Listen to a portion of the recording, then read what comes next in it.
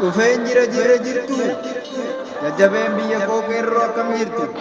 kan keessaa fi alaa lammiin kiyya jirtu na offolchaa gaasin irraan bade hamtuun hin jirtu nagumaan bade meesin hin eebbisa yaadan dhufetti darba aaminnaaf jedhaa hin qabnu baarsaa kan dhalchite naa guddatu facaaftanis daraaree biqilee firii barakaan siniifaa guddatu horaatii bulaa deebanaa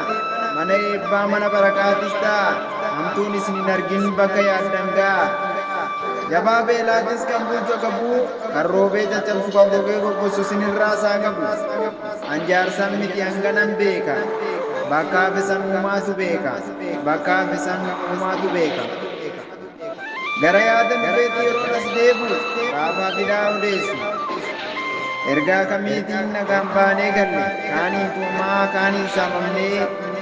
barkuma 2025 keessa uumaa dhufe gochi abaarsaa dhiira halkan qabuun qarshii gaafataa shamarran qabuun lallayyaa geeffata raafa jettuu haaraa nutti fakkeessu duraan raafamaan turre maaf haaraa fakkeessu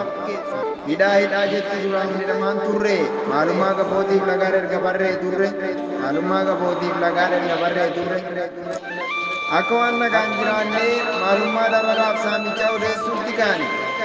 biyyattii keessatti nagaan baanee galuu erga dhiifnee turre barumaan saammaa hidhamuuf tumamuu dalagneetillee dhabuu ergaadaa godhannee bara hedduu tarre dubbannu yakkamaa callisuun shakkamaa dararamuu malee maal jennee dubbannaa kan maqaa keenyaan biyyattii kee taa'u kan abbaa isaaniiti jechuudhaan dhaadatu waan godhan agarre nus waan hedduu barre isaanis ibsa baasuu malee waan godhan agarre amma yeroo laalu waan lamatu jira isin ol nuuf guuraa nuti keessa laallanna kan sabaaf jiraatu keessaa funaannanna akka inni hin dubbanne as buutee taasifna barumaan saamamnaa karaatti eegamna hattuudhaan tumamnee yoo dhaqnee simanus abbaa badiin isin jedhamnee timamne waan taane nagarree baruma 2023 keessa dubartii tumamtee dhiigni irra yaa'u dhiira saamamee tuumee harka qullaa yaa'u biyyattiin tanuma kanarra kee jirru faleessa dagannee harrayyaa jirru dandeenyu of laallee akka namaa ta'uu dadhabnu ol gallee harka firaa bu'uu inni biyya keessaas gama walloo kanaan aadaa godhatanii nama hidhaagduu kaayyoo godhatanii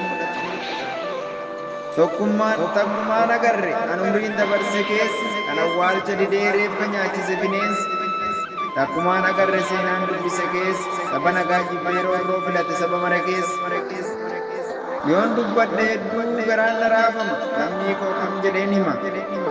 kanarraa kun gocha siyaasaa si maaluma taane qabna abaarsaa biyyarraa baannee nagaadhaa dhabna biyyattis gallu lubbuudha dhabna har'aaf nagaa waan hin dhufeefis